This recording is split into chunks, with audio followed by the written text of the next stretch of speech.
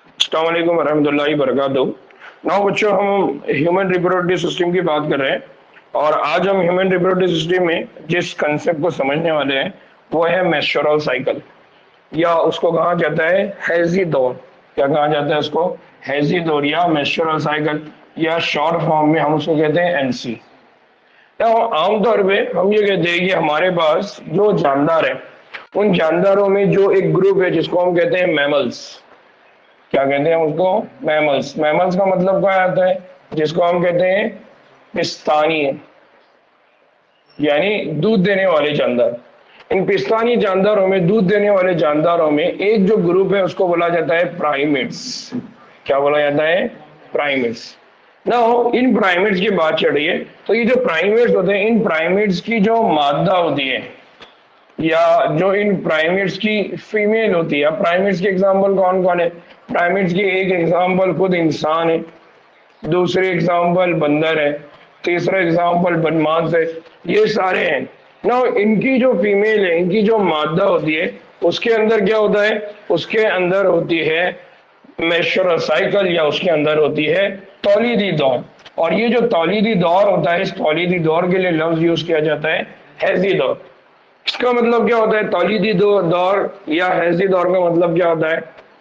जिस फीमेल के बॉडी में मेंस्ट्रुअल साइकिल सही चल रही है, इसका मतलब वो तौलीदी बुनियाद पे सही है, या उसके अंदर रिप्रोडक्टिव लेवल पे, तौलीदी लेवल पे जो सलाहियत है वो अच्छी है।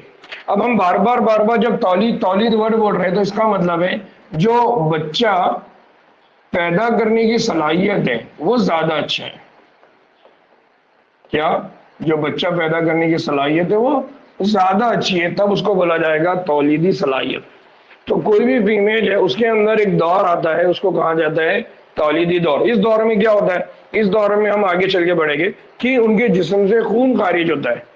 और वो खून असल में होता क्या है? वो खून ये होता है कि उनका जो मादर रहम है, जो रहम है जिसको इंग्लिश में बोलते हैं यूटेरस, वो टूट जाती है और टूट के वो जिस्म से बाहर खारिज होती है। टूट कर बाहर खारिज क्यों होती है? जैसा हम ये कहते हैं कि एक खेत है, उस खेत में अगर हमको पौधा लगाना है तो पहले हम उस खेत को साफ करेंगे, उसके अंदर मौजूद जो झाड़ है, ये सारी चीजें उसको निकालेंगे और फिर दोबारा उसको तैयार करेंगे और वहां पर नए बीज डालेंगे। उसी तरह से मादर रहम में या माँ के पेट में की जो प्रोसेस होता है, जिसमें जो दीवार होती है वो टूट जाती है और खून की शक्ल से जिस्म से खारिज होती है, इसका मतलब ये है कि वो नए आने वाले मेहमान के लिए उसको तैयार करे। इसलिए यहाँ पर ये बोला जा रहा है कि ये तौलीदी दौर है, बच्चा पैदा करने की उसमें सलाहियत है, उसी को बोला जा रहा है हैजी दौर। तो जो मेंस्ट्रुअल साइकिल होता है, ये मेंस्ट्रुअल साइकिल को क्या बोला जाता है? इसको बोला जाता है हैजी दौर। और जो आमतौर पे किसमें दिखाई देती है? मादा प्राइमेट, जिसमें बंदर है, बनमांस है और खुद इंसान भी इसमें शामिल है। ना जब मेंस्ट्रुअल साइकिल या एमसी की शुरुआत होती है, इस शुरुआत के दौर को बोला जाता है मेनार्क। क्या बोला जाता है इसको? मेनार्क। तो जो पहला हैज होता है, पहला हैज कब होगा? जब फीमेल बुलूगत को पहुंचेगी, जब फीमेल प्यूबरिटी एज को पहुंचेगी, जब वो 13 से 14-15 साल की उम्र में होगी, तो फर्स्ट टाइम उसके जिस्म में खून का, यानी जिस्म से ब्लड निकलेगा, उस कंडीशन को बोला जाता है मेनार्क। ठीक है ना। इंसानों में क्या होता है? इंसानों की जो मादा होती है उसमें तकरीबन 28 से लेकर 29 दिन के औसत वक्फे से, यानी ये एवरेज होता है, या तो 28 होगी या 29 होगी। हैजी दौर क्या होता है? बार बार रिपीट होता रहता है। हर 28 डेज 29 डेज के बाद ये हैजी दौर क्या होगा? बार बार रिपीट होगा। और दो हैजी दौर, इन दो हैजी दौर यानी दो मरतबा जो जिस्म से खून खारिज हो रहा है, वाकयात का जो दौर होता है, जो पहली हैजी दौर से शुरू होता है और अगले तक चलता रहता है, इसीलिए इसको क्या बोला जाता है? हैजी दौर। यानी फर्स्ट टाइम जब जिस्म से खून खारिज होगा, वहां से लेकर आगे तक, फिर दोबारा जब खून खारिज होने वाला है, उस पूरे पीरियड को क्या बोला जाता है? हैजी दौर, या उसको क्या बोला जाता है? Menstrual cycle. नाउ यहाँ पर एक लफ्ज याद रखना है। क्या? ये जो मेंस्ट्रुअल वर्ड आया है, ये आया है मेंसेस। मेंसेस का मतलब क्या होता है? मेंसेस का मतलब होता है खून का खारिज होना। क्या होता है? खून का खारिज होना, या हम ये कहते हैं ब्लड फ्लो। या दूसरे वर्ड में कहा जाता है कि यहाँ पर जो दीवार होती है यूटेरस की या जो रहम की, वो टूट जाती है और टूट के खून की शक्ल में खारिज होती है, उसके लिए लफ्ज यूज किया जाता है मेंसेस, उससे लफ्ज बना है मेंस्ट्रुअल और उसी से बना हुआ है हैजी दौर। तो ये बेसिक और बुनियादी लफ्ज याद रखना है। अब क्या होता है कि जब भी हैजी दौर होता है तो हैजी दौर की वजह से जो फीमेल है, जो मादा है, उसके जिस्म में क्या होता है, तो इस मेंस्ट्रुअल साइकिल के दौरान या हैजी दौर के दौरान जो दरमियानी वक्फा होता है या उस साइकिल के मिडल या दरमियानी जो दिन होता है, उस दरमियानी दिन के दौरान एक बैजा खारिज होता है। यानी बैजा खारिज होने का मतलब क्या खारिज हो रहा है, ओवम। और जब ओवम खारिज होता है तो इसलिए उस अमल को क्या बोला जाता है, ओव्यूलेशन। अगर आपको याद होगा तो जब हमने oogenesis साइकिल पढ़ा था, ओवम बनने का जो अमल पढ़ा था, उसमें हमने ये बात पढ़ा था कि वहां पर अमल होता है जब ओवम यानी सेकेंडरी oocyte बन जाता है तो वो जिस्म से खारिज होता है।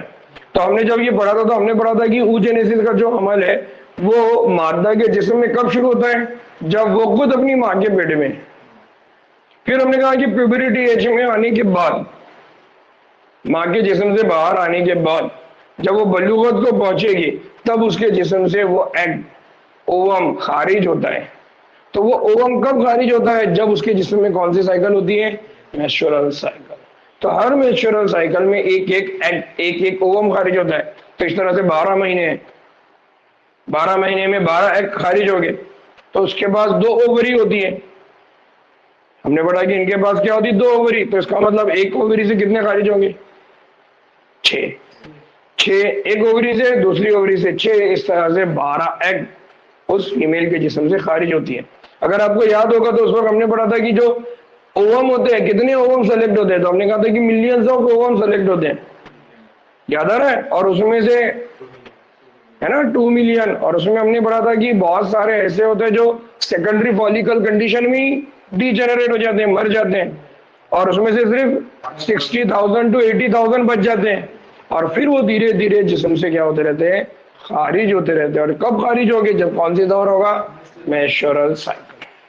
याद रहेगा। तो बेसिक बुनियादी चीज याद रखना है कि मेंस्ट्रुअल साइकिल जो होती है ये मादा प्राइमेट्स में होती है।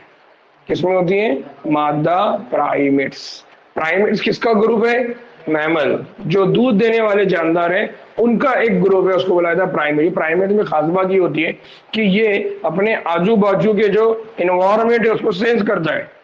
जैसा हम क्या करते हैं, आजू बाजू के जो इन्वायरमेंट है हम उसको सेंस करते हैं, हम कॉन्शियस है। इसीलिए अगर आपको याद होगा तो जब हमने द लिविंग वर्ल्ड पढ़ा तो हमने पढ़ा कि जानदारों की जो डिफाइनिंग तारीफी खुसूसियत है, उस तारीफी खुसूसियत में एक पढ़ा था कि माहौल के लिए रद्द अमल। याद आ रहा है। तो इसी तरह से ये प्राइमेट जो होते हैं माहौल के हिसाब से क्या करते हैं, रद्द अमल। प्लस ये इंटेलिजेंट होते हैं। बंदर को अगर आपने पत्थर फेंक के मारे तो वो क्या करता है, खड़ा रहता है क्या, नहीं भाग जाता है। इंसान को मारे तो वो भी भाग जाता है, यानी उसको खतरे से बचना कैसा चाहिए मालूम है। तो उसको बोला जाता है प्राइमेट्स। ठीक है ना। ना जब हम हैजी दौर की बात करते हैं तो हैजी दौर में 4 मुख्तलिफ क्या होते हैं, अदवार होते हैं। हैजी दौर में 4 मुख्तलिफ अदवार होते हैं, दौर होते हैं। उनमें एक जो दौर है वो है मेंस्ट्रुअल फेज, दूसरा होता है फॉलिकुलर फेज, तीसरा होता है बैजे का इखराज जिसको कहा जाता है ओव्यूलेशन फेज, और चौथा होता है लुटियल फेज या जिसको हम कहते हैं सिक्रेटरी फेज। कौन कौन से 4 फेजेस हैं, पहला कौन सा है, मेंस्ट्रुअल फेज, दूसरा कौन है, फॉलिकुलर फेज, तीसरा कौन है, ओव्यूलेशन फेज, चौथा कौन है, लुटियल या सिक्रेटरी फेज। ये 4 फेजेस है। इन 4 फेजेस को अच्छे से याद रखना है। पहला फेज कौन सा है, मेंस्ट्रुअल, दूसरा कौन है, फॉलिकल, तीसरा कौन है, और लास्ट कौन है, लुटियल या सिक्रेटरी फेज। अब इनको इस तरह के नाम क्यों दिए गए और इस फेज में असल में होता क्या है, ये हम 1 by 1 देखेंगे। ठीक है नाउ,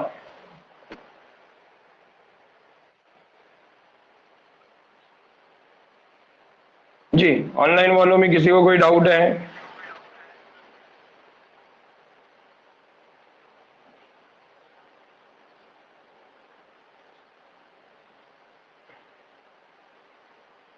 ठीक। और किसी को कोई डाउट है, सलमा, आयशा, साइमा, जुनैद, ठीक। ठीक है। नाउ नाउ सबसे पहले हम बात कर रहे हैं मेंस्ट्रुअल फेज। क्या कहते हैं? Menstrual phase. नाउ जैसे मैंने एक लफ्ज आपको बोला कि ये जो मेंस्ट्रुअल वर्ड आया है,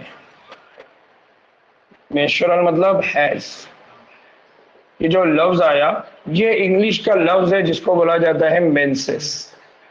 और मेंसेस का मतलब क्या होता है? खून का बहाव या खून का खारिज होना। ठीक है। तो मेंस्ट्रुअल जो फेज होती है वो दौर शुरू होता है, यानी मेंस्ट्रुअल फेज, ये मेंस्ट्रुअल फेज से शुरू होता है। यानी जो मेंस्ट्रुअल साइकिल है वो कहां से शुरू हो रही है? Menstrual phase. फिर जब हैज का बहाव, हैज का मतलब यहां पर किसकी बात हो रही है? खून। और ये जो खून का बहाव होता है ये 3 से कितने दिनों तक चलता है? 5 दिनों तक। हमने पढ़ा कि टोटल दिन कितने होते हैं? 28 से 29। 28 से 29 में से कितने दिन की बात हो रही है? 3 से 5 दिन। 3 से 5 दिन तक कंटिन्यूअसली क्या होता रहता है?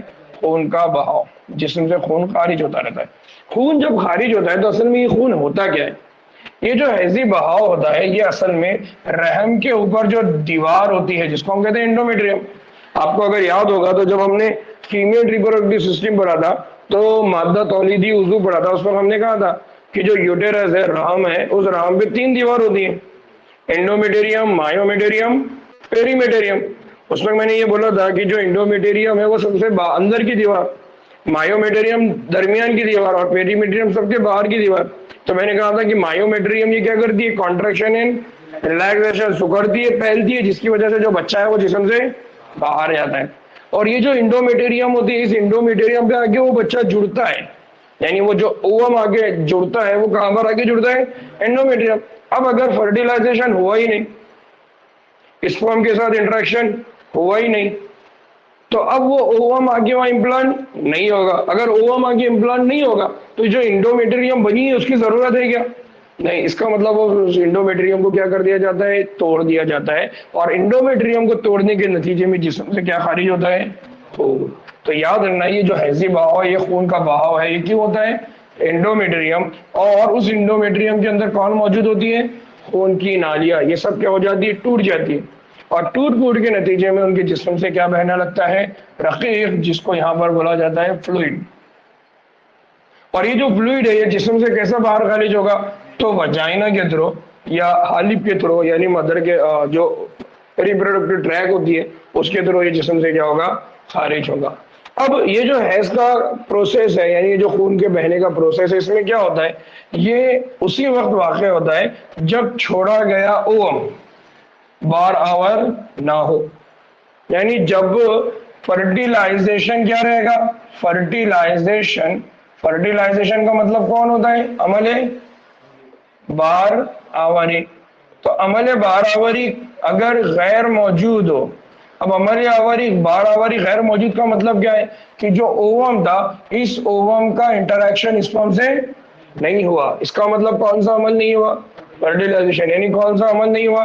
अमल बाराबरी। इसका मतलब ये है कि अब वहां पर वो जो अंडा है उसको स्पर्म नहीं मिला, यानी अब उस अंडे की जरूरत नहीं है, तो उसको जिस्म से क्या हो जाना चाहिए? खारिज होना चाहिए। तो इसलिए इंडोमेटेरियम भी टूट जाएंगी, ब्लड वेसल भी टूट जाएगी, और ये अंडा जिसको हम क्या कहते हैं? सेकेंडरी oocyte, ये भी माँ के जिस्म से खारिज हो जाएगा। उस फीमेल के जिस्म से, उस लड़की के जिस्म से, उस औरत के जिस्म से क्या हो जाएगा?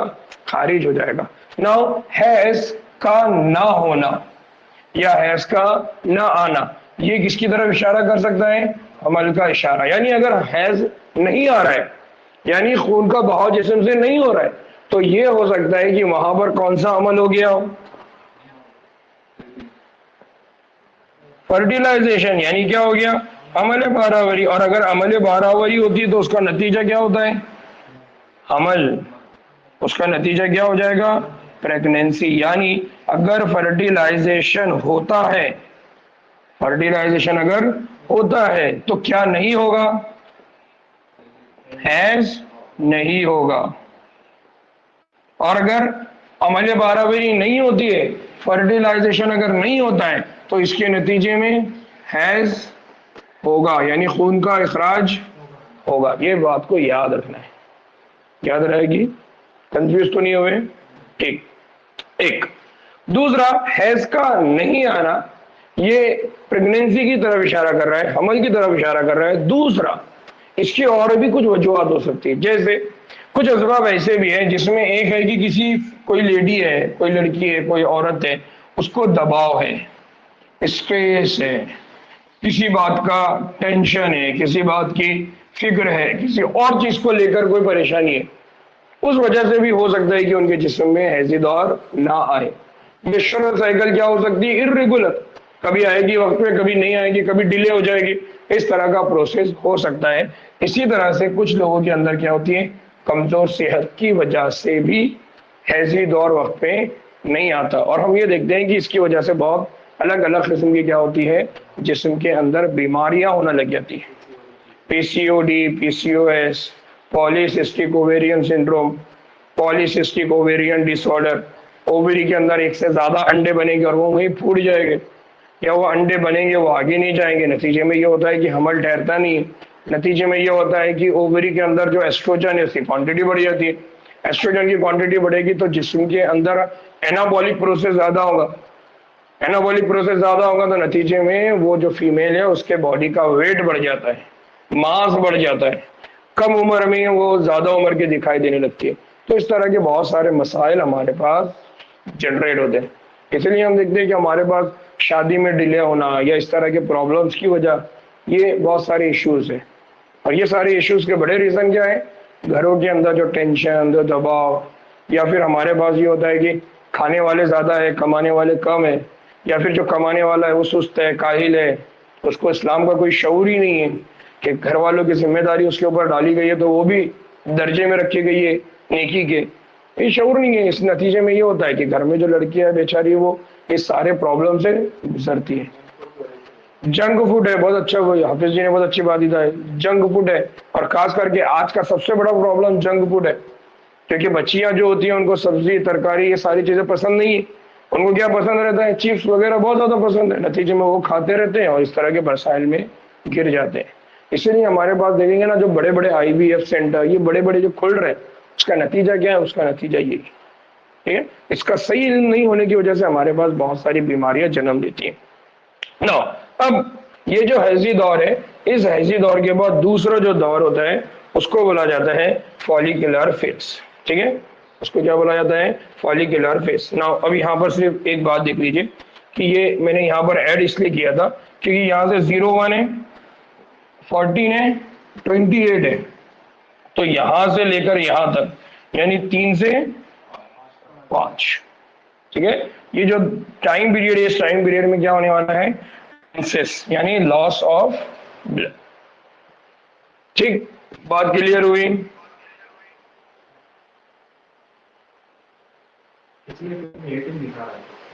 जी, यहाँ पर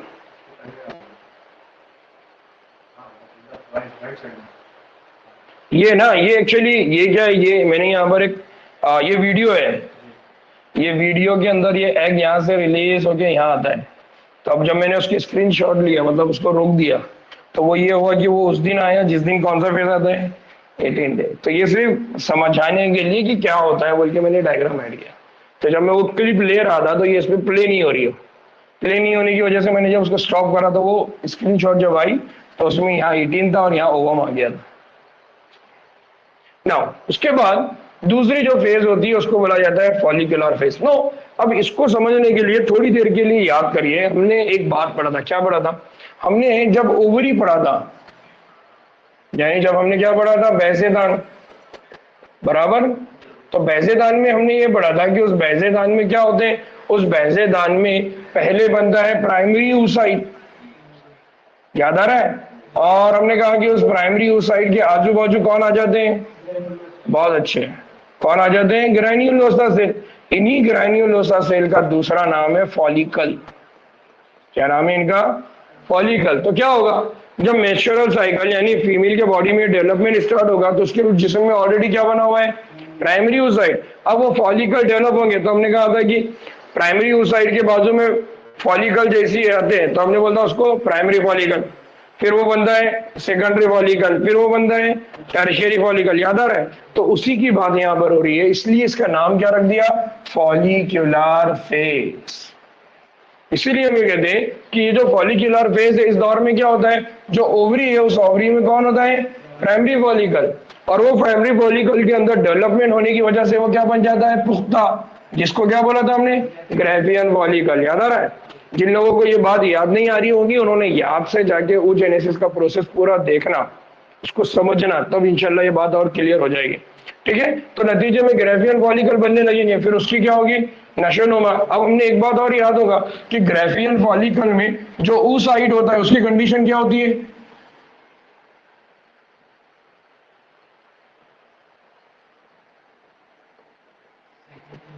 कौन होता है वो, सेकेंडरी oocyte। याद आ रहा है, मैंने बोला था कि प्राइमरी से लेकर टर्शियरी तक कौन सी वाली कंडीशन होती है, प्राइमरी रुका हुआ रहता है प्रोफेज 1 में, और जैसे एस्ट्रोजन मिलता है तो प्राइमरी oocyte से क्या बन जाता है, सेकेंडरी, फिर उसके आजू बाजू और ग्रेन्युलोसा आ गया, तो उसका नाम क्या पड़ा था हमने, ग्रेफियन। दूसरा नाम क्या था, मैच्योर, पुख्ता।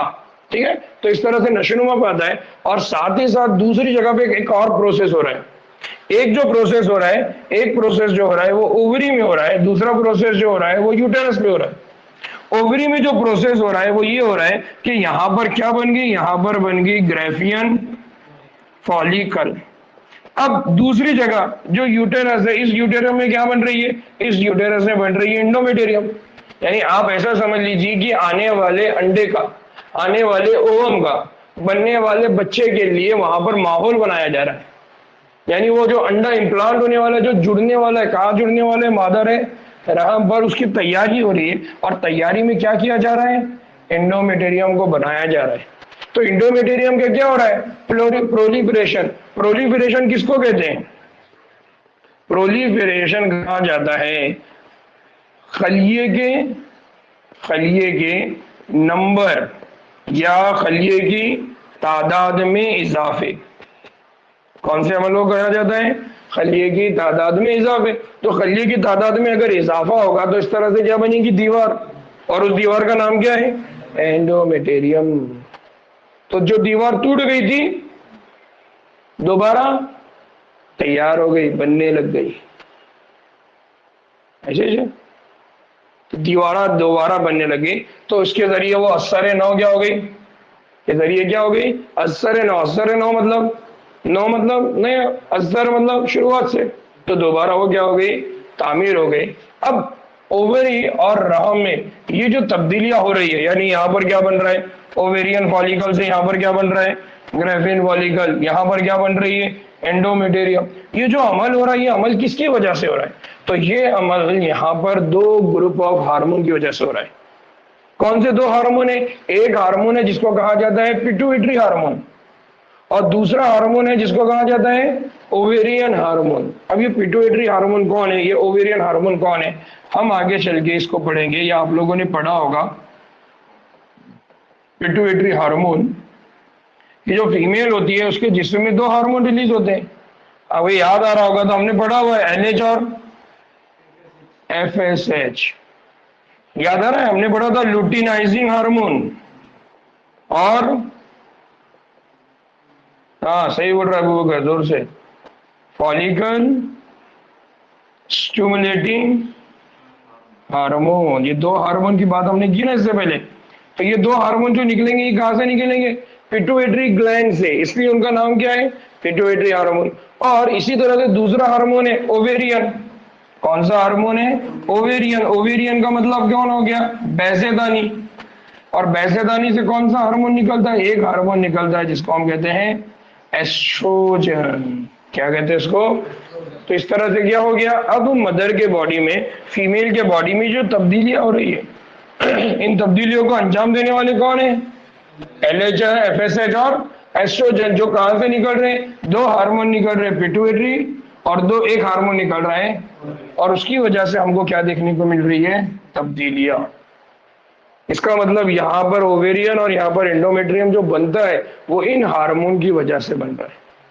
फिर इनको हम कहते हैं गोनाडोट्रोपिन्स। ये दोनों भी जो हार्मोन है इनका नाम जो है, दोनों को एक साथ बोला जाता है गोनाडोट्रोपिन्स। क्यों कहते हैं गोनाडोट्रोपिन, इसलिए बोलते हैं क्यों के ये क्या करते हैं, ये जाते हैं और किसको, ये करते हैं गोनेड्स को। गोनेड्स का मतलब कौन है, गोनेड्स को कहा जाता है तौलीदी अज़ु।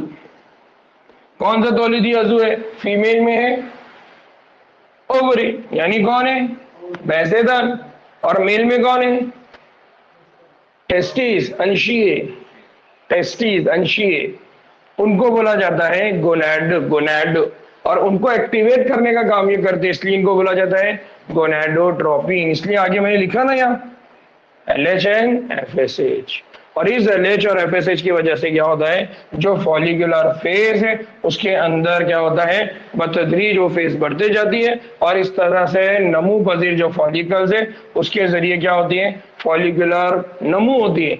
यानी वहां पर क्या होगा, जो सेकेंडरी वो साइड है उसके आजू बाजू की जो दीवार है वो तैयार होना शुरू होगी, और आखिर में उससे क्या निकलना शुरू हो जाएगा, एस्ट्रोजन। इसलिए अगर आपको याद होगा तो हमने ये पढ़ा था कि जो एस्ट्रोजन ओवरी में खारिज होता है वो कौन करता है, ग्रैन्युलोसा सेल।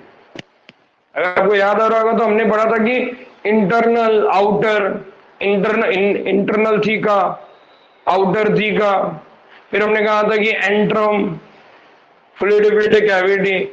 नहीं याद आ रहा होगा तो लेक्चर दोबारा दूसरा जो हमने क्या पढ़ा था, ओवरी पढ़ा था, oogenesis पढ़ा था, थोड़ा सा उसको रिकॉल करिए, इंशाल्लाह आपको सब याद आ जाएगा। ठीक है, नाउ ऑनलाइन वालों को कोई डाउट है, ऑनलाइन वालों को कोई डाउट है?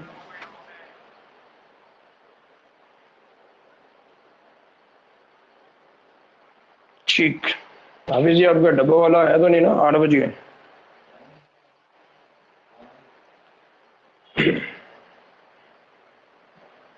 ना ये देखिए मैंने यहाँ डायग्राम ऐड किया है, और ये आपकी किताब में ये डायग्राम है, ये शक्ल आपकी किताब में मौजूद है। तो यहाँ से देखिए 3 से 5 तक यहाँ तक, अब यहाँ से धीरे धीरे देखिए एंडोमेट्रियम दोबारा तैयार हो रही, फिर दोबारा जो ओवरी था, यानी कहां पर हो रहा है, ओवेरियन, यानी कहां पर हो रहे ये सारे इवेंट, ओवरी में। कहां पर हो रहे हैं, बैसेदानी में। ठीक है, बैसेदान में ये सारे काम हो रहे हैं, और ये जो काम हो रहे हैं ये कहां पर हो रहे हैं, रहम पर, यानी कहां पर हो रहे हैं, एंडोमेट्रियम। तो एंडोमेट्रियम दोबारा बनने लगी है, यहाँ पर एंडोमेट्रियम टूट गई थी, इसलिए यहाँ से क्या दिखाई दे रहा है, हैज, यानी बहाव खून का। तो ये यहाँ पर प्रोसेस खत्म होगा और फिर दोबारा शुरू होगा। इस दोबारा प्रोसेस के शुरू होने में यहाँ पर देखिए, यहाँ पर जो हार्मोन है उसकी लेवल बढ़ रही है। कौन सा हार्मोन है, एस्ट्रोजन। ठीक है, इसी तरह से ऊपर वाले 2 हार्मोन, पिट्यूटरी हार्मोन, FSH की लेवल कम हो गई थी, लेकिन FSH की लेवल अब धीरे धीरे बढ़ने लगेगी। इसी तरह से किसकी लेवल बढ़ने लगी है, LH। इसकी वजह से क्या हो रहा है, नमू पजीर फॉलिकल, फिर क्या बन गया वो, पुख्ता फॉलिकल। यानी 14वें दिन आने पर क्या होने वाला है, यहाँ पर ओव्यूलेशन। तो उसकी तैयारी यहाँ से शुरू हो चुकी है। ठीक है, तो इस तरह से जब 5 डेज हो जाते हैं, यानी 5 दिन खत्म हो जाते हैं, तो वहां से ये प्रोसेस स्टार्ट होता है। तो आमतौर पर फिर अगर हमको ये बताना है कि कितने दिन तक फॉलिकुलर फेज चलेगा, तो 5वें दिन के बाद से काउंट करिए, 6, 7, 8, 9, 10, 11, 12, 13, कितने दिन हो गए, 5 और 3, 8। तो किसी के जिस्म में जो फॉलिकुलर फेज होती है वो 8 दिन रहेगी या फिर 9 दिन, आगे पीछे होने के चांसेस रहेगी। ठीक है, तो इस तरह से ये पूरा प्रोसेस फीमेल बॉडी में चलता रहेगा। ठीक है ना, इसके बाद का जो इवेंट है हम वो कल देखेंगे, बट इतना है कि इसको अच्छी तरह से पढ़िए, क्योंकि इसके बाद वाली जो फेजेस है वो थोड़ी और कॉम्प्लिकेटेड है। कॉम्प्लिकेटेड इस सेंस में कि वहां पर फिर हमको कौन सा हार्मोन बढ़ा, कौन सा हार्मोन घटा, उसकी वजह से क्या हुआ, ये बातों को समझने में थोड़ी थोड़ी दिक्कत होती है।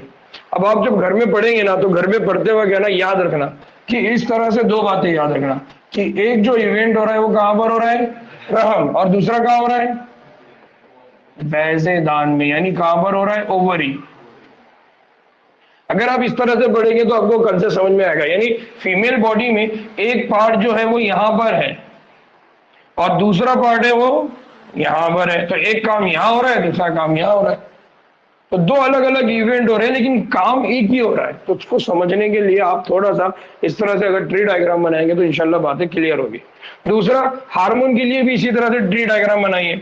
LH है, FSH है, ये कौन से ग्रुप के हार्मोन है। तो धीरे धीरे क्या होता है, आपको चीजें क्या होती है डिफ्रेंशिएट करने में समझ में आती है। जैसा आपने लिविंग वर्ड में करे ना खसूसियात अलग अलग, तो समझ में आने लग गए जानदार कौन कौन है, वैसा यहाँ भी करेंगे। ठीक है, चलिए इंशाल्लाह कल इससे आगे बात होगी। ठीक, चलिए अस्सलाम वालेकुम रहमतुल्लाहि व बरकातहू। इसके अलावा अगर किसी को डाउट है तो मेरे को मैसेज करिए। जो कल हमारी बात स्टार्ट हुई थी हैजियत और मेंस्ट्रुअल साइकिल से। तो हमने बोला था कि जो हैजियत और होता है इसमें क्या होता है, मेंसेस होता है, लॉस ऑफ ब्लड होता है। और फिर हमने कहा कि जब ये शुरुआत होती है तो उसको कहा जाता है मेना। और फिर हमने कहा कि हैजियत दौर के अंदर 4 फेजेस होती है, जिसमें से मेंस्ट्रुअल फेज होती है, फॉलिकुलर फेज होती है, उसके बाद ओव्यूलेशन होता है और आखिर में होता है लूटियर। इनमें से दो जो फेजेस है मेंस्ट्रुअल फेज और फॉलिकुलर फेज की हमने बात की है। मेंस्ट्रुअल फेज में हमने कहा कि 3 से 5 दिनों तक होती है और उसके बाद जो होती है फॉलिकुलर फेज। फॉलिकुलर फेज में हमने दो बातें पढ़ी थी क्या, कि एक जो होती है वो यूटेरस में एंडोमेटेरियम का डेवलपमेंट होता है और दूसरा जो होता है वो ओवेरिस के अंदर ओवेरियन फॉलिकल का डेवलपमेंट होता है। इस तरह से हमने कहा कि वहां पर क्या होता है, ओवेरियन फॉलिकल का जब डेवलपमेंट होता है तो उसकी वजह से अब पुख्ता फॉलिकल बनेगा। तो हमने कहा कि फॉलिकल से primary follicle, secondary follicle, tertiary follicle और पुख्ता फॉलिकल। और पुख्ता फॉलिकल में क्या रहेगा, सेकेंडरी oocyte। इसी तरह से जो एंडोमेटेरियम वॉल टूट फूट गई थी, खून की शक्ल में खारिज हो गई थी, वो एंडोमेटेरियम वॉल दोबारा बन गई। एंडोमेटेरियम वॉल के अंदर जो ब्लड वेसल है, खून की नालियां है, वो सब बन गई। अब ये जो प्रोसेस है, ये प्रोसेस पहले वाला जो हुआ था वो 3 से 5 दिनों तक हुआ था, अब 5 से लेकर 13 दिनों तक एक अमल होने वाला है। और वो अमल में क्या हुआ, फॉलिकुलर डेवलपमेंट हुआ, फॉलिकल्स की नमो हो गई। अब उसके बाद क्या होगा, अब आ रही है बात 14वें दिन की, 14 डे की, या मेंस्ट्रुअल साइकिल के जो मिडल फेज होता है उसमें क्या होता है। तो हम कहते हैं कि उस फेज को कहा जाता है ओव्यूलेशन फेज, या उसको कहा जाता है भैंसे का इखराज। हमने कहा कि यहाँ पर दो हार्मोन का ग्रुप है जो बहुत इंपॉर्टेंट रोल प्ले करता है। एक हार्मोन का जो ग्रुप है उसको कहा जाता है पिट्यूटरी हार्मोन। कौन सा वाला हार्मोन, पिट्यूटरी हार्मोन। और वो पिट्यूटरी हार्मोन को हमने कहा कि कहा जाता है गोनाडोट्रोपिन्स। और इन गोनाडोट्रोपिन में दो होते हैं, एक को कहा जाता है LH और एक को कहा जाता है FSH। ठीक है ना, यहीं पर वो बात हो रही है कि जब LH और FSH ये दोनों भी हैजी दौर के दौरान, और हैजी दौर के कौन से वस्त में, हैजी दौर के दरमियानी फेज में क्या होता है, एक इफराज होता है, दोनों का इफराज होता है। और इस इफराज की क्या होती है, इंतहाई हद को। तो दोनों में से कोई एक इफराज जो होता है वो इंतहाई हद को पहुंच जाएगा, ये बुलंदी हासिल कर लेता है। और दोनों में से कौन सा इफराज बुनियादी बुलंदी पे जाएगा, तो आमतौर में इंग्लिश की बुक में इसको बहुत अच्छे से एक्सप्लेन किया, यहाँ पर ट्रांसलेशन में गड़बड़ हुआ है। बस हमने ये समझना है कि LH FSH दोनों का हैजी दौर के दरमियान में एक साथ इफराज होता है। लेकिन इन दोनों में से सिर्फ जो LH है उसका जो इफराज होता है अचानक 14वें दिन क्या हो जाता है, बढ़ जाता है। तो तकरीबन 14वें दिन क्या होता है कि जो LH है उसका तेजी से इफराज क्या होता है, बढ़ जाता है और ज्यादा से ज्यादा सतह पर पहुंच जाता है। नतीजे में क्या होता है, नतीजे में ये होता है कि जो ग्राफियन फॉलिकल है वो टूट फूट जाती है। और हमने पढ़ा था कि ओव्यूलेशन का मतलब क्या होता है, ग्राफियन फॉलिकल का टूटना और उसके अंदर से कौन बाहर आना, ओवम, सेकेंडरी oocyte। तो इस तरह से ये होता है कि वो फूटने का जिम्मेदार होता है, जिसकी वजह से कौन निकलता है, ओवम। इसीलिए इस अमल को क्या कहा जाता है, ओव्यूलेशन। और इसी वजह से इसको क्या बोला जाता है, ओव्यूलेटरी फेज। तो ओव्यूलेशन की वजह से इसको क्या बोला जाता है, ओव्यूलेटरी फेज। और इस अमल में क्या होगा, इस अमल में ये होगा कि जो सेकेंडरी oocyte था, जिसके आजू बाजू में ग्राफियन फॉलिकल था, अब ये टूटेगा। तो टूटने की वजह से पूरी ग्राफियन फॉलिकल यहाँ पर आ गई और ओवम आ गया। और ये जो ओवम है, ये ओवम कौन सी कंडीशन में, ये ओवम सेकेंडरी oocyte वाले फॉर्म में। कौन से फॉर्म में है, सेकेंडरी oocyte। ठीक है ना। इसके बाद जैसे ओव्यूलेशन होता है, बैजे का इखराज होता है, तो ओव्यूलेटरी फेज के बाद जो दूसरी फेज होती है वो होती है लुटियल। कौन सी फेज होती है? लुटियल, या उसको क्या बोला जाता है? Secretary phase. क्या बोला जाता है इसको? Secretary phase. तो लुटियल फेज में क्या होता है? लुटियल जब फेज आती है तो इसके दौरान ये होता है कि जो ग्रेफियन फॉलिकल है जो टूट गई थी, वो ग्रेफियन फॉलिकल के जो बचे हुए हिस्से हैं वो क्या बना देंगे? कॉर्पस लूटम। क्या बना देंगे? कॉर्पस लूटम। और वो कॉर्पस लूटम क्या करेगा? वो कॉर्पस लूटम आगे चल के बड़ी मिकदार में क्या रिलीज करेगा? प्रोजेस्टेरॉन। क्या रिलीज करेगा? प्रोजेस्टेरॉन। और ये प्रोजेस्टेरॉन हार्मोन क्या करता है? ये प्रोजेस्टेरॉन हार्मोन आगे चल के जो एंडोमेटेरियम है उस एंडोमेटेरियम को क्या रखेगा? बाकी रखेगा। एंडोमेटेरियम को बाकी रखने की वजह से क्या हो गया? अब एंडोमेटेरियम बाकी रहेगी तो उस साइड में अगर बारावरी हो जाती है, फर्टिलाइजेशन हो जाता है, तो फर्टिलाइज ओवम आएगा। तो फर्टिलाइज ओवम आगे इस जगह पे क्या हो जाएगा? आसानी से चिपक जाएगा। यानी अब वहां पर बच्चे के क्या हो सकती है? नमक। तो एंडोमेटेरियम को बाकी क्यों रखना है? एंडोमेटेरियम को बचा के क्यों रखना है? क्योंकि अगर अंडे का फर्टिलाइजेशन हो जाता है, ओवम का फर्टिलाइजेशन हो जाता है, स्पर्म के साथ अगर वो जुड़ जाता है, तो उससे आगे चल के क्या बनने वाला है? बेबी, बच्चा बनने वाला है। तो उसकी सारी की सारी प्रोसेस जो होने वाले है, डेवलपमेंट जो होने वाला है, वो सारा का सारा कहां पर होने वाला है? एंडोमेटेरियम। इसलिए एंडोमेटेरियम को बचा के रखना जरूरी है। तो प्रोजेस्टेरॉन क्या करेगा? एंडोमेटेरियम को याद रखेगा, बाकी रखेगा। एक दूसरा, ऐसे ही एक एंडोमेटेरियम जो 12 आवर ओवम है उसकी तनसीब और हमल के दीगर वाक़े के लिए भी क्या होती है? जरूरी होती है। तो एंडोमेटेरियम को बाकी रखना क्यों है? क्योंकि एंडोमेटेरियम अगर बाकी रहेगा तो जो 12 आवर ओवम है उसका क्या होगा? तनसीब। तनसीब का मतलब होता है इम्प्लांटेशन। इम्प्लांटेशन का मतलब क्या होता है? गाड़ना, दफन कर देना। तो वो अंडा वहां के दफन हो जाएगा, यानी गड़ जाएगा। और जैसे ही अंडा वहां गड़ेगा तो अब उसकी कंडीशन कौन सी हो गई? हमल। तो हमल के लिए या अंडे के वहां पर अटैच होने के लिए जरूरी क्या है? एंडोमेटेरियम। एक, फिर हमल के दौरान क्या होगा? हैजी दौर के तमाम बखूज रुक जाएंगे। हैजी दौर के बखू का मतलब क्या है? हैजी दौर के जितने भी फेजेस है वो हमल के दौरान सारे के सारे क्या हो जाएंगे? स्टॉप। उनको मेस्चुरल फेज नहीं होगा, फॉलिकुलर फेज नहीं होगा, यानी जो खून निकलने का अमल है वो पूरी तरह से क्या हो गया? खत्म। और ये कब तक रहेगा? जब तक हमल है। और हमल कब तक है? 9 months। ठीक है। और इस तरह से उनके जिस्म में हैज नहीं आता। फिर बारावरी की अदम मौजूदगी में, अगर बारावरी नहीं होती है तो अदम मौजूदगी का मतलब क्या है? बारावरी का अमल नहीं हुआ, यानी फर्टिलाइजेशन का अमल वहां पर नहीं हुआ। अगर फर्टिलाइजेशन का अमल नहीं होता तो नतीजे में जो कार्पस लूटम है उसकी जरूरत नहीं है। तो इस तरह से कार्पस लूटम क्या हो जाती है? तहलील। तहलील होना मतलब टूट फूट जाएगी। क्यों? क्योंकि जब कार्पस लूटम बनी थी तो कार्पस लूटम ने क्या रिलीज किया? प्रोजेस्टेरॉन। उस प्रोजेस्टेरॉन की वजह से क्या हुआ? एंडोमेटेरियम बची रही। एंडोमेटेरियम क्यों बची रही?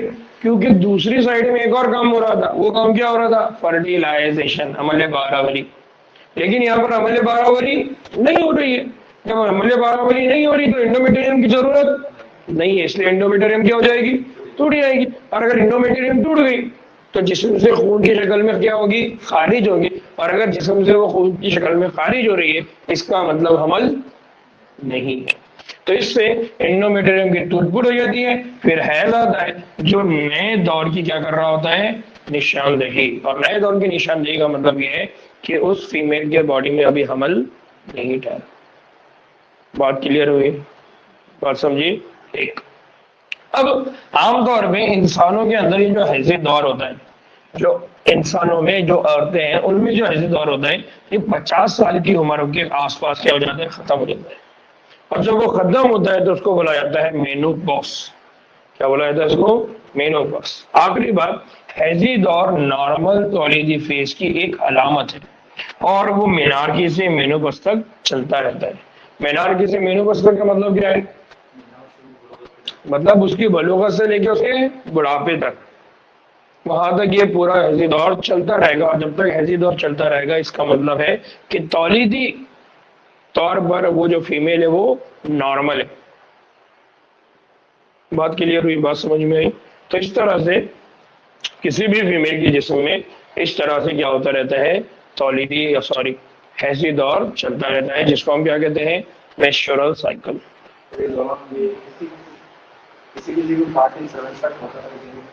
हाँ, ये जो एज है 47, 42, 52, किसी के पास ज्यादा भी होता है कम भी होता है, डिपेंड करेगा उनके हेल्थ पे, उनकी सेहत पे, उनके आजू बाजू के इन्वायरमेंट पे। ठीक है, तो अलग अलग लोगों में, अलग अलग फीमेल्स में क्या रहेगा, इसकी जो लेवल रहेगी वो कम या एज ज्यादा हो सकती है। जब वो एजेड हो जाएगी, एजेड होने के बाद वाला जो वीकनेस है, मतलब एक जो वीकनेस है वो जो हम नॉर्मल एज की बात करते हैं ब्लड लॉस होने की वजह से, यहाँ पर ये होगा कि ऑलरेडी वो एक एज पार कर चुके हैं, तो उसके बाद तो वीकनेस रहना ही है।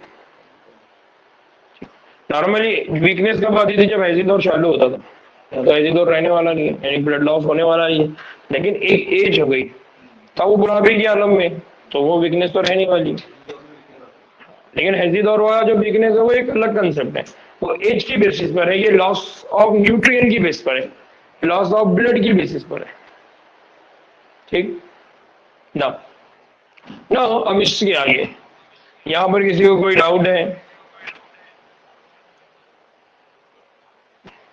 ना? अब इससे आगे हम बात कर रहे हैं अमल बारावरी और तंसी कि हमने कहा कि यहाँ पर क्या हो गया, जो ओवम है उस ओवम से एग बाहर आया है। ठीक है, अब ये एग यहां से कौन आने वाला है, स्पर्म। ठीक है, तो यहाँ स्पर्म आएगा और उससे क्या होगा, फर्टिलाइजेशन। तो अब हमको समझना ये है कि बारावरी का अमल, यानी बारावरी का मतलब क्या है, फर्टिलाइजेशन, और दूसरा जो है जिसको कहा तंसीब, तंसीब का मतलब क्या है, इम्प्लांटेशन।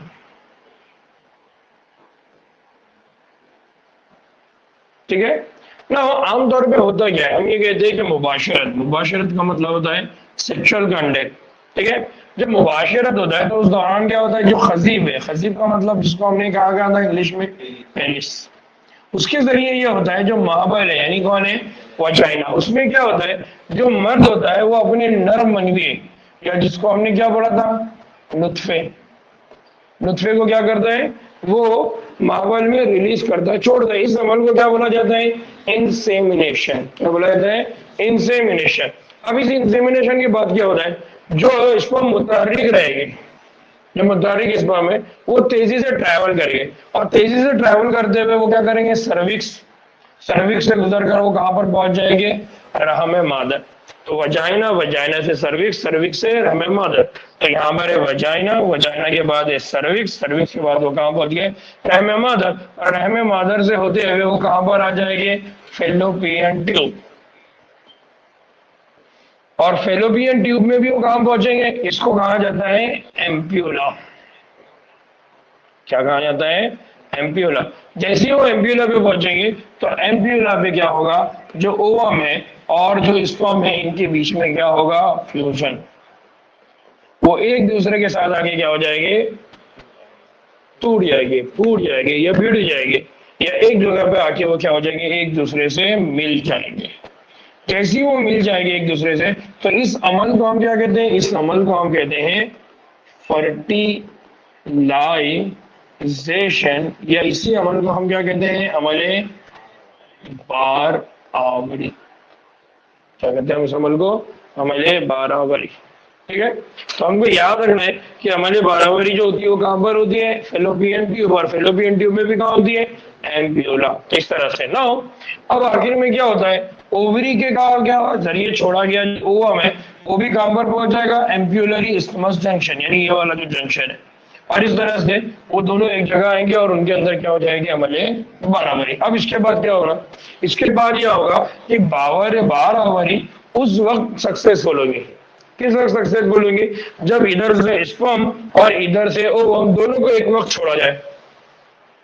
अगर स्पर्म और ओवम, तो ओवम का जो वक्त है अगर वो डिले हो जाए, ओवम का वक्त अगर डिले हो जाए तो स्पर्म चाहिए पहुंच जाए, लेकिन फर्टिलाइजेशन का अमल, इसका मतलब अमल नहीं रहेगा। इसलिए कहा जाता है कि इस्मस जंक्शन पर साथ साथ इनको मुंतकिल किया जाए, किसी वजह से तमाम मुबाशरती जितने भी अमल होते हैं उनमें बारावरी और हमल होना जरूरी नहीं है। इसलिए ये होता है कि जो मुबाशरत के अमल होते हैं जिसमें जो लोग ये डिसाइड करते हैं कि भाई अभी हमको कंसीव नहीं करना है, अभी हमको बच्चा नहीं चाहिए, तो वो क्या करते हैं, वो ये करते हैं कि जो 14 डेज है 14 डेज से पहले 3 डेज 14 डेज के 3 दिन बाद वो फर्टिलाइजेशन यानी मुबाशरत का अमल नहीं करेंगे।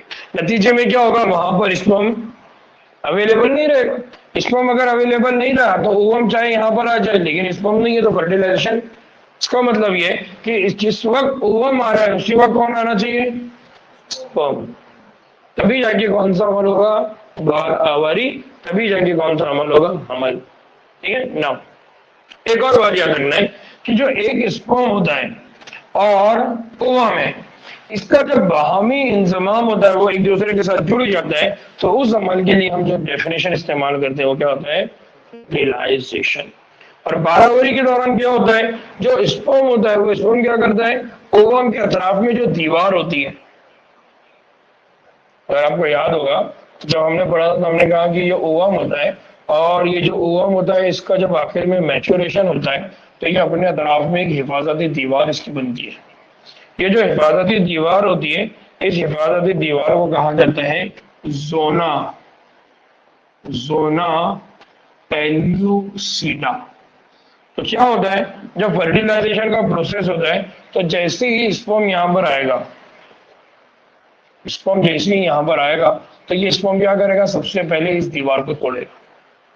ठीक है, तो इसीलिए यहां पर कहा जा रहा है कि जोना पेल्यूसिडा को क्या कर देता है, उसके राब्ते में आ जाता है, और राब्ते में आने के बाद वो क्या करता है, जोना पेल्यूसिडा को तोड़ देगा। अगर वो जोना पेल्यूसिडा को तोड़ देगा तो इस तरह से आसानी से वो अपने न्यूक्लियस में क्या करेगा, शेयर करेगा, और जैसे न्यूक्लियस को शेयर करेगा तो हम बोलते हैं कि यहाँ पर कौन सी शक्ल आ गई, जाइगोट। तो एग और स्पर्म जब एक दूसरे के साथ फ्यूज होते हैं तो आगे चल के उससे क्या बनता है, जाइगोट। तो इस तरह से फिर क्या होता है, बेबी के डेवलपमेंट का अमल की क्या होना शुरू होती है, वहां पर शुरुआत। ठीक है, तो यहाँ पर क्या होती है, बहुत ज्यादा तब्दीली। अब देखिए मैंने ये समझाने के लिए कि यहाँ पर होता क्या है, अब ये सिर्फ समझ में आना चाहिए बोलकर बता रहा हूँ कि यहाँ पर ये जो एग है, इस एग के अतराफ में बहुत सारी दीवार है, और अगर आप देखेंगे ना यहाँ पर पूरा स्पर्म बधा है, कई सारे स्पर्म है जो उस एग के साथ आके इंटरेक्ट करेंगे। तो ये सबसे पहले इस एग की दीवार को तोड़ना है, तो दीवार को तोड़ने का अमल इस तरह से होगा, स्पर्म आएगा, फिर वो यहाँ पर आके एक रिएक्शन करेगा जिसको एक्रोसोमल रिएक्शन बोलते हैं। नतीजे में दोनों पेल्यूसिडा टूट गई, दोनों पेल्यूसिडा टूट गई तो स्पर्म अंदर चला गया, और जैसे ही स्पर्म अंदर जाएगा तो अपने न्यूक्लियस को यहाँ क्या कर देगा, रिलीज कर देगा। तो इस तरह से ये पूरा एक अमल होता है। ठीक है ना। एक बात जो याद रखना है क्या, कि हम ये कहते हैं कि ओवम एक है और स्पर्म कई सारे हैं, तो ये सारे के सारे स्पर्म जाके क्या इस ओवम को फर्टिलाइज करेंगे क्या, नहीं, ऐसा नहीं होता। क्यों, क्योंकि जैसे ही स्पर्म एक स्पर्म जाके ओवम से इंटरेक्ट कर जाएगा तो ये ओवम अपने अतराफ में एक दीवार बना दे, और इस दीवार की वजह से ये होगा कि अब और ज्यादा स्पर्म आके इसके साथ इंटरेक्ट नहीं करते। तो इसीलिए क्या कहता है कि जोना पेल्यूसिडा जैसे ही टूटेगी वो जोना पेल्यूसिडा अपने अंदर क्या ला लेगी, तब्दीलियां, और जोना पेल्यूसिडा जैसे अपने अंदर तब्दीली लाएगी वो जोना पेल्यूसिडा बन जाएगी हार्ड, मजबूत। नतीजे में क्या हो जाएगा, जो इजाफी स्पर्म्स है, जो ज्यादा स्पर्म है, वो सबके सब क्या हो जाएंगे, रोक दिए जाएंगे। इस तरह से एक ओवम एक स्पर्म, इस तरह से यहाँ पर क्या होता है, अमल होता है। बस ये होता है कि ओवम ये करेगा कि वहां पर सिर्फ एक ही स्पर्म आगे क्या करे, उसके साथ फर्टिलाइजेशन या अमले बारावरी करे। तो एक्रोसोम के इफराज से स्पर्म क्या करता है, ओवम के जो साइटोप्लाज्म है उसमें क्या करता है, जोना पेल्यूसिडा को तोड़ता है और प्लाज्मा झिल्ली के अंदर क्या करता है, रास्ते से दाखिल होता है। तो इस तरह से यहाँ पर ये जो रिएक्शन हो रही है, स्पर्म जैसे ही यहाँ पर आएगा तो सबसे पहले यहाँ कुछ एंजाइम छोड़ेगा, इस एंजाइम को छोड़ने के इस अमल को बोला जाता है एक्रोसोमल रिएक्शन। नतीजे में जो एग है, जो अंडा है, उसकी दीवार क्या हो जाएगी, टूट जाएगी, और वो सेकेंडरी ओसाइट के अंदर दाखिल होगा, और अब उस सेकेंडरी ओसाइट के अंदर क्या स्टार्ट होगा, मियोटिक तकसीम कंप्लीट होगी। अगर आपको याद होगा तो हमने पढ़ा था कि जो प्राइमरी ओसाइट है, प्राइमरी oocyte है, ये प्राइमरी oocyte को रोक देते हैं। कहाँ रोक देते हैं? प्रोफेज 1 में।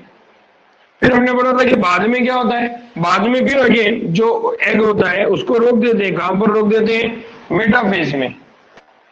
कहां रोक देते हैं उसको? मेटाफेज में। अब मेटाफेज में जब तक इसको कब तक रोकेंगे? मेटाफेज में इसको जब रोक दिया तो अब मेटाफेज से इसको आगे बढ़ाएगा कौन? मेटाफेज से आगे बढ़ाने का काम कौन करता है इसको? इसीलिए यहाँ पर बोला जा रहा है कि जो मियोटिक तकसीम है वो क्या होगी? आगे होगी। यहाँ पर प्रोफेज 1 को खत्म कौन करता है? याद आ रहा है आपको? हमने पढ़ा था एस्ट्रोजन। तो एस्ट्रोजन क्या करेगा? मियोटिक 1 की जो प्रोफेज 1 है उसको खत्म करेगा। वैसे ही स्पर्म क्या करेगा? जो मेटाफेज है उसको क्या करेगा? खत्म करेगा। नतीजे में जो ओवम है उसकी मियोटिक तकसीम क्या होगी? कंप्लीट होगी। और जब मियोटिक तकसीम कंप्लीट होगी तो ये होगा कि उससे अब वहां से बनने वाला है जाइगोट। उसमें वहां पर बनेंगे पोलर बॉडीज। याद आ रहा है हमने जब oogenesis का अमल पढ़ा था तो हमने कहा कि primary oocyte, secondary oocyte, secondary oocyte से है ना, प्राइमरी oocyte से जब सेकेंडरी oocyte बन जाता है, दो अनइक्वल, दो गैर मसावी खलिए बनते हैं, एक छोटा और एक बड़ा। जो बड़ा होता है हम उसको कहते हैं सेकेंडरी oocyte, जो छोटा होता है उसको हम बोलते हैं पोलर बॉडी। याद आ रहा है? तो इस तरह से ये पूरा अमल वहां पर अंजाम होगा जी। किसी को कोई डाउट है? आफिया, सलमा, आफिया ना। अब एक और बात याद रखना है कि जो दूसरी मियोटिक तकसीम है वो भी क्या होती है? गैर मसावी होती है। और गैर मसावी होती है तो उसके नतीजे में हमने बोला कि क्या बनता है? सानवी पोलर बॉडी, यानी क्या बनेगा यहाँ पर? Second polar body. तो जब पहला वाला मियोसिस 1 हुआ तो एक बॉडी बनी थी, दूसरा हुआ तो सेकेंडरी बॉडी बनी, सेकेंडरी यानी सानवी पोलर बॉडी। और साथ में क्या जगह होता है? एक हेप्लॉइड ओवम। और इस हेप्लॉइड ओवम को क्या बोला जाता है? oocyte। क्या बोला जाता है? oocyte। याद रहेगा। नाउ अब क्या होगा? जो स्पर्म है वो स्पर्म की हेप्लॉइड न्यूक्लियस, ओवम की हेप्लॉइड न्यूक्लियस में जम होकर वो क्या बना देगा? क्या बना देगा? Diploid zygote. क्या बना देगा वो? Diploid zygote. तो इस तरह से फिर यहाँ पर क्या होता है? ये अमल 12 का अमल अंजाम पाता है।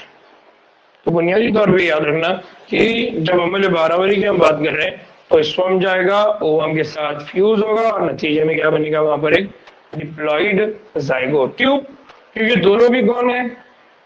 हैप्लॉइड।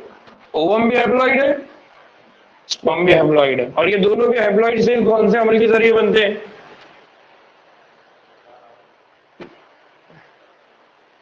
दोनों गैमेट कौन से अमल से बनते हैं? जाइगोट किससे बनता है अगर बोला तो बोल सकते हो कि आप 12 स्पर्म और ओवम कैसे बने? ऑनलाइन वालों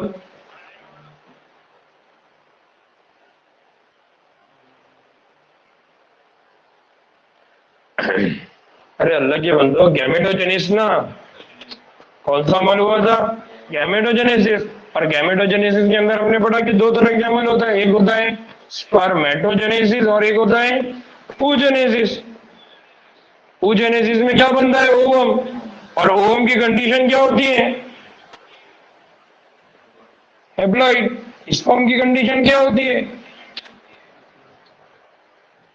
और जब दोनों दोनों हैप्लॉइड मिलते हैं तो उससे क्या बनता है? डिप्लॉइड। तो हम नॉर्मली हमारे बॉडी के अंदर जितने खली है वो सब कौन है? डिप्लॉइड। सिर्फ हमारे कौन से खली हैप्लॉइड है? स्पर्म मर्दों में और औरतों में। इतना सिंपल है यार, उसको भी याद नहीं रख सकते अपन। याद रहेगा आइंदा से। नाउ अब एक सिंपल चीज जिसको हमको समझना है कि हम ये कहते हैं कि हमारे पास सेक्स डिटर्मिनेशन होता है, जिन्स का तयन होता है। ये जिन्स का तयन किस पर निर्भर है? जिन्स का तयन निर्भर है स्पर्म पर। किसके ऊपर डिपेंड है? स्पर्म पे। किसके ऊपर डिपेंड है? नुत्फे पर। क्यों? क्योंकि इस नुत्फे के अंदर दो तरह के क्रोमोसोम होते हैं, एक होता है एक्स और वाई। इसीलिए हमारे पास नुत्फे के अंदर इस तरह के दो क्रोमोसोम होने की वजह से जो मर्द है या जो नर है या जिसको हम मेल कह रहे हैं उसको बोला जाता है हेटेरोगैमेटिक। क्या बोला जाता है इसको? हेटेरोगैमेटिक। गैमेटिक। हेटेरो का मतलब क्या होता है, अलग अलग, और गैमेटिक का मतलब क्या होता है, गैमेट यानी सेक्स सेल। तो यहाँ पर एक जो सेक्स सेल बनेगा वो बनेगा एक्स, और दूसरा जो बनेगा वो बनेगा वाई। तो मर्द के पास से जब स्पर्म बनेंगे तो स्पर्म दो तरह के रहेंगे, एक स्पर्म रहेगा जिसमें क्रोमोसोम रहेगा एक्स, दूसरा स्पर्म रहेगा उसमें क्रोमोसोम रहेगा वाई। तो मर्द के पास दो तरह के गैमेट बन रहे हैं, जिनसी खलिए बन रहे हैं, इसलिए उसको क्या बोला जाता है, हेटेरोगैमेटिक। और जो फीमेल होती है, उस फीमेल के पास जो गैमेट बनते हैं वो दोनों भी एक जैसे रहेंगे, एक्स एक्स। ये भी ओवम है, ये भी ओवम है, लेकिन दोनों भी ओवम में जो क्रोमोसोम है वो, इसीलिए जो फीमेल होती है उसको बोला जाता है होमोगैमेटिक। क्या बोला जाता है इसको, होमोगैमेटिक फीमेल। नाउ अगर हमको ये डिसाइड करना है कि जो बच्चा है वो लड़का होगा या लड़की होगा, तो हम ये करेंगे, फॉर एग्जाम्पल ये फीमेल है और ये मेल है। मेल से जब स्पर्म बनेंगे तो दो तरह के रहेंगे, एक रहेगा जिसमें एक्स रहेगा, दूसरा रहेगा, और जो फीमेल रहेंगे उसमें सिर्फ एक्स। तो जब स्पर्म के अंदर जो क्रोमोसोम वो है एक्स वाला, और जो फीमेल से भी क्रोमोसोम जो आ रहा है वो एक्स वाला, तो इस तरह से हम ये कहते हैं कि यहाँ क्या बनेगी, फीमेल। यानी जो बच्चा रहेगा, जो बेबी रहेगा, उसका सेक्स क्या डिसाइड होगा, फीमेल। अगर वाई क्रोमोसोम हो और वो वाई क्रोमोसोम जाके ऐसे ओवर से इंटरेक्ट हो जाए जिसमें एक्स क्रोमोसोम है, तो आगे चल के क्या बनेगा, मेल, लड़का। इसका मतलब ये है कि जाइगोट क्या बनेगा, लड़का बनेगा या लड़की बनेगा, ये डिसाइड करने वाला कौन है, कौन है, मेल। कौन है, मेल। इसीलिए यहाँ पर बोला गया कि इंसानी मादा में जिनसी क्रोमोसोम जो होते हैं वो क्या होते हैं, एक्स एक्स। नर में क्या होते हैं, एक्स वाई। फिर मादा जब ओवर देगी तो वो हेप्लॉइड रहेंगे, हेप्लॉइड गैमेट में जो क्रोमोसोम रहेगा वो एक्स। जबकि नर जब गैमेट देगा, जो स्पर्म रहेगा, उसमें जिनसी क्रोमोसोम क्या रहेंगे, या तो एक्स रहेगा या तो वाई। फिर ये रहेगा कि 50% स्पर्म में क्या रहेगा, एक्स, और 50% में क्या रहेगा। तो नर और मादा गैमेट्स के इंतजाम के बाद क्या होगा, या तो जाइगोट में एक्स एक्स कंडीशन आएगी, या, और ये इसका इनिशियल किस पर होगा, ओवम को एक्स वाले या फिर वाई वाले कौन, तो स्पर्मेटोजोआ। इन दोनों में से क्या किया, किसने उसको क्या किया, 12 आवर वो डिसाइड किया कि बच्चे का सेक्स क्या रहेगा। इसीलिए कहते हैं वो जाइगोट जिसमें एक्स एक्स क्रोमोसोम होगा वो मादा में नमो पाएगी, और जिसमें एक्स वाई होगा वो क्या बनेगा, नर। इसी बात को हम आगे जो सबक नंबर 5 है वहां पर भी पढ़ने वाले हैं, जिसको बोला जाता है सेक्स डिटर्मिनेशन मैकेनिज्म। अब मैं सेक्स डिटर्मिनेशन मैकेनिज्म में उस वक्त वो सारी बातों को बस फास्ट ले लूंगा, क्योंकि हमने यहाँ इसको समझ लिया, वहां पर हमारा वक्त आया निकल। इसलिए अच्छी तरह से बैठ के कि जो मर्द होता है उसमें कौन से गैमेट बनते हैं, एक्स वाई। फीमेल होती है उसमें कौन से गैमेट बनते हैं, एक्स।